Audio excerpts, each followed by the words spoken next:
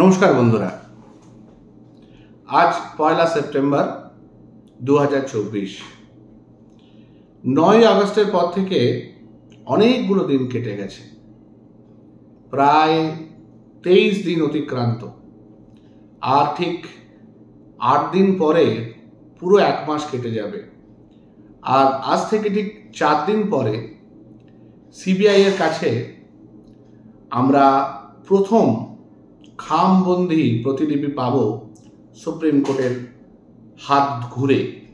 মানে সিবিআইকে, সুপ্রিম কোর্টকে খাম বন্ধ অবস্থায় তাদের এখনো পর্যন্ত যে তদন্তের গতি প্রকৃতি বা তদন্তে কি উঠে আসছে সেটা দেখাতে হবে, জানাতে হবে। আমরা কালকে একটা মিছিল করেছি। সারা ভারতবর্ষে, সারা পশ্চিমবঙ্গের বিভিন্ন জায়গা থেকে মিছিল হয়ে চলেছে। মিছিলগুলো কেন হচ্ছে? মিছিলগুলো হচ্ছে মানুষের মধ্যে যে মান, অভিমান, রাগ এবং সবচেয়ে বড় কথা জাস্টিস যেন পায়, জাস্টিস যেন ডিনায়াল না হয়, সেই জায়গার একটা আকুতি, একটা রাগ, একটা জিজ্ঞাসা, এই জিনিসগুলো যাতে কর্তৃপক্ষের কাছে আমরা পৌঁছে দিতে পারি। আমরা কালকে আমাদের মেডিকেল কলেজের যে কাউন্সিল, যেটা মণিপাল, যেটা আগে কলম্বিয়া এশিয়া হসপিটাল ছিল, এখন মণিপাল হসপিটাল হয়েছে, সেখান থেকে আমরা সিজিও কমপ্লেক্স অবধি হেঁটেছি। আমার ফেসবুক লাইভে সেই ভিডিওগুলো আছে, দেখতে পাবেন। এবং দেখতে পাবেন সেই ভিডিওর মধ্যে কিভাবে মানুষ স্বতঃস্ফূর্তভাবে, ডাক্তাররা স্বতঃস্ফূর্তভাবে, এমনকি 78-80 বছর বয়সী ডাক্তাররা আমাদের সাথে পায়ে পা মিলিয়ে হেঁটেছেন। আমাদের মাননীয় প্রাক্তন এমপি এবং আমাদের খুব কাছের প্রাণের madam, head of the department ছিলেন, গাইনি ডিপার্টমেন্টে। আমার খুব সৌভাগ্য যে ওনার সাথে একটু অভিনয়ও করতে পেরেছি। উনি প্রতিটা রিউনিয়নের নাটকে, রিউনিয়নের অনুষ্ঠানে নিয়মিত, মানে একজন শিল্পী হিসেবে অংশগ্রহণ করেন।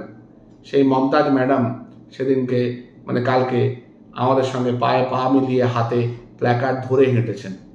সবারই একটাই দাবি, উই ওয়ান্ট জাস্টিস। এবারে আগামী যে 5 দিন, 1, 2, 3, 4, 5, আমরা একটু অন্যরকমভাবে অ্যানালিসিস করি চলুন। মানে আমাদের মধ্যে তো অনেক ফেলুদা, অনেক শরদিন্দু, অনেক কাকাবাবু, অনেক শার্লক হোমস এরা রয়েছে। তো এমনিতেই আমাদের প্রধান যে শাসক দলের মুখপাত্র মাননীয় ঘোষ, মিস্টার ঘোষ, যত দোষ কেউ ঘোষ বলা হয়, তো উনি অলরেডি বলেছেন যে প্রতি ঘরে ঘরে ফেলুদা, শার্লক হোমস, শরদিন্দু চলে এসছেন। তো আজকে একটা আলোচনা, কাল্পনিক একটা আলোচনা ভাবা যাক, যেখানে তোপসে, এদিকে আমাদের সন্তু, আর কাকাবাবু, ফেলুদা, ব্যোমকেশ এবং অজিত, এই 6টি মানুষ বসে কোনো একটা জায়গায় এই ঘটনাটা নিয়ে আলোচনা করছে।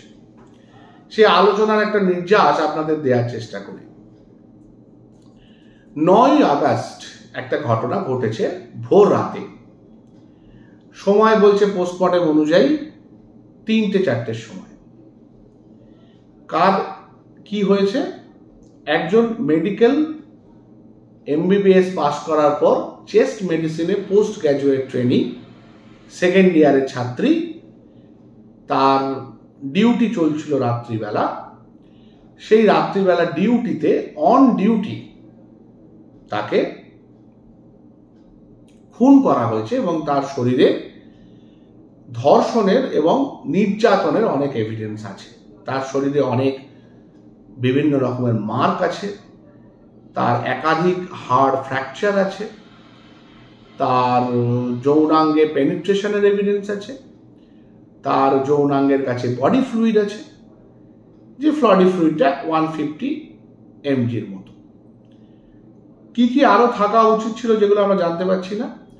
বডিতে কোনো ফিঙ্গারপ্রিন্ট আছে কিনা, ওর স্ট্রাগলের কোনো এভিডেন্স, মানে নখে কোনো চামড়া বা হেয়ার যেগুলো কিনা যে তাকে আক্রমণ করেছে তার শরীর থেকে আসা, প্রতিবাদ প্রতিরোধ, দাঁতে কোনো সেরকম এভিডেন্স আছে কিনা, কোথাও কামড়াতে গেছে কিনা, কারণ স্বাভাবিক এগুলো তো আমাদের আত্মরক্ষার পথ, এইগুলো আছে কিনা এগুলো আমরা জানতে পারিনি।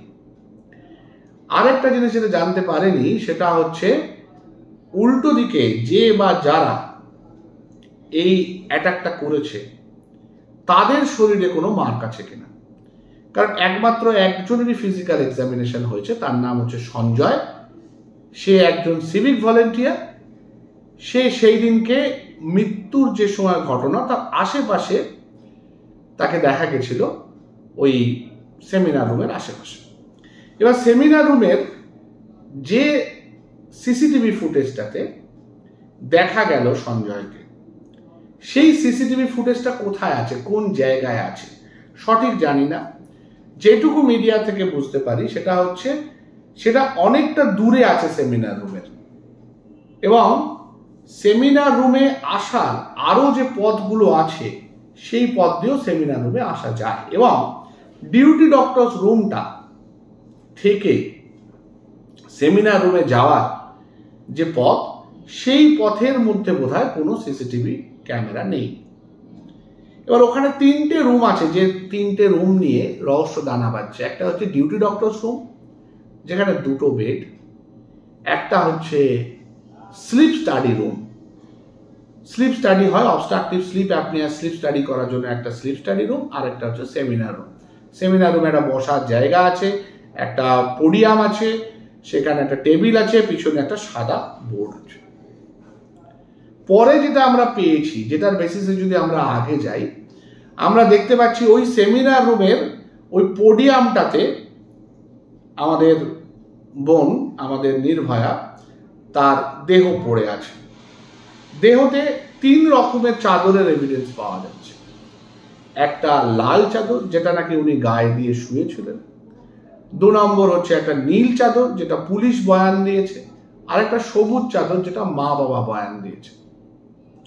কোন চাদরটা গায়ে ছিল, যে চাদরটা গায়ে থাকাকালীন এই অত্যাচার হয়েছে কিনা, সেটা লাল চাদরটা কিনা, বা ওই জায়গায় আদৌ এটা হয়েছে কিনা, ওইটা হওয়ার পর ওখানে দেহটাকে নিয়ে আসা হয়েছে কিনা। ধরা যাক যে ডিউটি ডক্টরস রুমে ঘটনাটা ঘটেছে, সেখান থেকে দেহটা নিয়ে আসা হয়েছে, নিয়ে এসে ওখানে ওরম পরিপাটি করে যত্ন করে রেখে দেওয়া হয়েছে। কারণ সেটা হওয়াই স্বাভাবিক, কারণ মেয়েদের একা ওই সেমিনার রুমে একা শুতে দেওয়ার কথা নয় বা শুতে যাওয়ার কথা নয়। 2-3জন যদি ডিউটি ডক্টরস থাকে, ইউজুয়ালি মেয়েরা ডিউটি ডক্টরস রুমে থাকে, সেমিনার রুমে ইউজুয়ালি ছেলেরা যায়, মানে পুরুষ ডাক্তার যান। তো কেন গেল? যায়নি হয়তো, হয়তো যা কিছু ঘটনা ঘটেছে ডিউটি ডক্টরস রুমে, হয়তো তার কলিগদের সাথে বিভিন্ন রকমের মনোমালিন্য হয়েছে, মনোমালিন্য থেকে ঝগড়াঝাটি হয়েছে। ওখানে যে ইন্টার্নরা ছিলেন সেই ইন্টার্নদের মেডিকেল এক্সামিনেশন করা খুব জরুরি ছিল। আমরা জানি না তাদের মেডিকেল এক্সামিনেশন তার পরপরই হয়েছে কিনা, কারণ 4 দিন পরে বা আজকে করলে হবে না, কিন্তু তাদের বডি থেকে সব এভিডেন্স চলে যাবে, তাদের বডির। এবার যে সিএসএ ফ্লুইড, যে বডি ফ্লুইড, সেই বডি ফ্লুইডের যে অ্যানালিসিস এখনো পর্যন্ত, কালকে একটা সংবাদ মাধ্যমে দেখলাম বেরিয়েছে, সেখানে শুধুমাত্র সঞ্জয়ের ডিএনএ পাওয়া গেছে। হতেই পারে তার কারণ রেপটা হয়তো হয়েছে খুনের পর, কারণ সে একটা পারভার্টেড ছেলে, সম্ভবত খুন হয়ে যাওয়ার পর হয়তো সে একটা মৃতদেহকে, যেটাকে আমরা নেক্রোফিলিয়া বলি, মৃতদেহকে রেপ করেছে সুকন, যার জন্য তার শরীরে কোনো অ্যাসল্টের চিহ্ন পাওয়া যাওয়ার কথা নয়। এবার আমরা জানি না সঞ্জয়কে এক্সামিনেশন করে তার শরীরে কি পাওয়া গেছে, সেটা নিশ্চয়ই সুপ্রিম কোর্টে জমা দেওয়া হয়েছে বা হবে। সঞ্জয়কে জেরা করে কি জানা গেছে, তার পলিগ্রাফ টেস্ট করে কি জানা গেছে আমরা জানি না। কিন্তু আমরা এটুকু জানি যে সময়ে এই ঘটনা ঘটে তার কিছুক্ষণ পরে, কয়েক ঘন্টার মধ্যেই সেই পার্টিকুলার সেমিনার রুমের মধ্যে বহু মানুষের আনাগোনা হয়। বহু মানুষ ওই জায়গাটায় যায়, ওখানে হাঁটা চলা করে, ওখানে নিশ্চয়ই জিনিসপত্র ধরে, এবং শুধু পুলিশের লোক নয়, পুলিশের লোক ছাড়াও ফরেন্সিক ডেমনস্ট্রেটর ডক্টর সোম, যিনি এই মুহূর্তে একটি বেসরকারি হাসপাতালে ভর্তি আছেন খুব সিরিয়াস কন্ডিশন নিয়ে, মানে যাকে বলে জীবন মরণ সংকট নিয়ে ভর্তি আছেন, উনি কিন্তু একজন খুব ইম্পর্টেন্ট এভিডেন্স বা সাক্ষী বলা চলে। কারণ উনি ওই সময় গিয়েছিলেন অকুস্থলে গিয়ে উনি শুধু নন, একজন উকিল গিয়েছিলেন, সঞ্জীব বাবুর উকিল, একজন নাকি সকল ফিঙ্গার প্রিন্ট এক্সপার্ট গিয়েছিলেন। এরা কি গিয়েছিল এভিডেন্স গুলো তুলতে? একদমই নয়, এরা গিয়েছিল অ্যাকচুয়ালি এভিডেন্স গুলো ট্যাম্পার করতে, নষ্ট করতে। কারণ খুনটার কারণ বোধহয় সম্পূর্ণ আলাদা, আর ধর্ষণটা সম্পূর্ণ পোস্টমর্টেম, মারা যাওয়ার পর। কেন বলছি? তার কারণ খুব সিম্পল। কারণ যদি খুন আর ধর্ষণ একই কারণে হতো, এত লোককে প্রয়োজন হতো না, বা সরকারকে বারবার বলতে হতো না আমাদের তো লুকোনোর কিছু নেই। প্রথম দিন থেকে বলতে হতো না যে এই ব্যাপারটাতে আমাদের লুকোনোর কিছু নেই, কারণ লুকোনোর অনেক কিছু আছে। কারণ যারা খুন করেছে বা যে কারণে খুন করেছে সেইটা লুকানোটা খুব প্রয়োজন হয়ে পড়েছিল, এবং এরা সবাই গেছিল সেই লুকানোর ব্যবস্থাটাকে পাকা করতে, যেটা সম্পূর্ণ শিলমোহর পড়ে গেছে 14 তারিখে রাতের যে ভাঙচুর হয়েছে তাতে। হয়তো যে বেসিনটাতে কিছু এভিডেন্স পাওয়া যেত, যে ফ্লোরটাতে বেশি এভিডেন্স পাওয়া যেত, কারণ ভাঙা হয়েছে কিন্তু এই ডিউটি ডক্টরস রুম আর তার পাশের বাথরুম। যদি ওখানে মার্ডার হয়ে থাকে, হয়ে দেহটা ওখানে গিয়ে থাকে, তাহলে ওটা তো মার্ডার স্পট অ্যাকচুয়ালি। তো ওখানে সব ভাঙা হয়ে গেল সিবিআই হাতে নেওয়ার পর। আজকে আমি বলছি সবই সিবিআই এর এখতিয়ারে রয়েছে, কিন্তু সিবিআই কি পারবে? যারা এই ঘটনাটা ঘটিয়েছে, মানে যার ইনস্ট্রাকশনে পিডাব্লিউডির লোকজন গিয়ে ওখানে ভেঙেছে, সেই মানুষটাকে আইডেন্টিফাই করে ধরে তাকে জিজ্ঞাসাবাদ করে খুঁজতে বের করতে, বা ওই দিনকে অকুস্থলে যে অতগুলো লোক রইল, যার জন্য পুলিশের সিপি থেকে আরম্ভ করে সবাইকে গ্রেপ্তার করে বা গ্রেপ্তার না করে হলেও জিজ্ঞাসাবাদ করতে, করা তো উচিত। কারণ আর কিছুই নয়, এই যে জিনিসটা ঘটানো হচ্ছে, সেটা ঘটানো হচ্ছে কিছু প্রভাবশালীকে ঢাকা দিতে, এ বিষয়ে কোনো সন্দেহ নেই, প্রভাবশালীকে ঢাকা দিতে। এবং খুনের মোটিভটা হয়তো এতটাই জটিল এবং এতটাই স্পর্শকাতর যে সেটাকে কোনোভাবে যেন বাইরে আনা না যায়। কারণ এই যে নেক্রোফিলিক সঞ্জয় কিন্তু সাইকিয়াট্রিক গ্রাউন্ডে, মানসিক ভারসাম্যহীন এই গ্রাউন্ডেই আজ নয়তো কাল ছাড়া পেয়ে যাবে।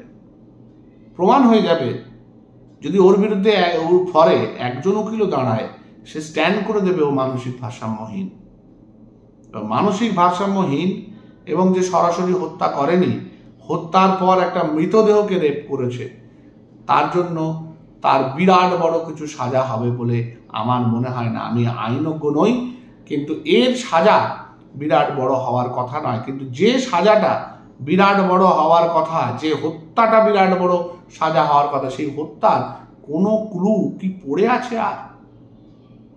মনে হয় না। ফেলুদা, ব্যোমকেশ, কাকাবাবু সবাই মিলে গিয়েও ওই অকুস্থলে কিছু খুঁজে পাবেন বলে আর মনে হয় না, বা সিবিআই খুঁজে পেয়েছে কিনা, বা পেলেও সেটা সামনে আসবে কিনা। আর যারা এটাকে নষ্ট করেছে তাদেরকে জেরা করে এটা বের করা যাবে কিনা, যে কি কি নষ্ট হয়েছে, কি কি ট্যাম্পার হয়েছে, কি কি ছিল, কেন ট্যাম্পার হয়েছে, কার জন্য ট্যাম্পার করা হয়েছে, কাকে আড়াল করতে ট্যাম্পার হয়েছে, কনফেশন ছাড়া, কনফেশন স্বীকারোক্তি বা এই ধরুন সঞ্জীব বাবুর কাছ থেকে যদি, সঞ্জীব বাবু নিশ্চয়ই জানেন কারা ছিল, যার জন্য উনি নিজে তৎপর হয়ে এগুলোকে ট্যাম্পার করার চেষ্টা করেছেন।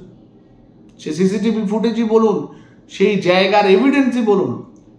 সুতরাং তিনি যদি একমাত্র কনফেস করেন যে অমুক অমুক অমুক এই কাজটা করেছে, যার জন্য অমুক অমুক অমুককে ঢাকা দিতে গিয়ে আমি এটা করেছি, আমি এটা করতে হয়েছে তার কারণে আমার উপর প্রেশার ছিল, এই একটা জায়গাতেই একমাত্র কিন্তু আমরা খুনি অবধি পৌঁছাতে পারবো, মানে তার নাম জানতে পারবো। এবার তার শরীরের এভিডেন্স বলুন বা ইত্যাদি বলুন, সেইগুলো সম্বন্ধে কিন্তু আমাদের কোনো আইডিয়া নেই, জানি না সিবিআই এ এরকম গোয়েন্দা কেউ আছে কিনা, থাকলে বের করুন, আমরা কিন্তু প্রশ্ন করতেই থাকবো। ভালো থাকুন, নমস্কার। পরের এপিসোডে কালকে আবার কিছু এভিডেন্স নিয়ে আলোচনা করব, যে এভিডেন্সগুলো খটকা জাগাচ্ছে, সন্দেহ জাগাচ্ছে এবং ভেতরে ফেলুদা মন, ভেতরে শঙ্কু মনকে বা ভেতরে ব্যোমকেশ মনকে একটু হলেও খুঁচিয়ে দিচ্ছে।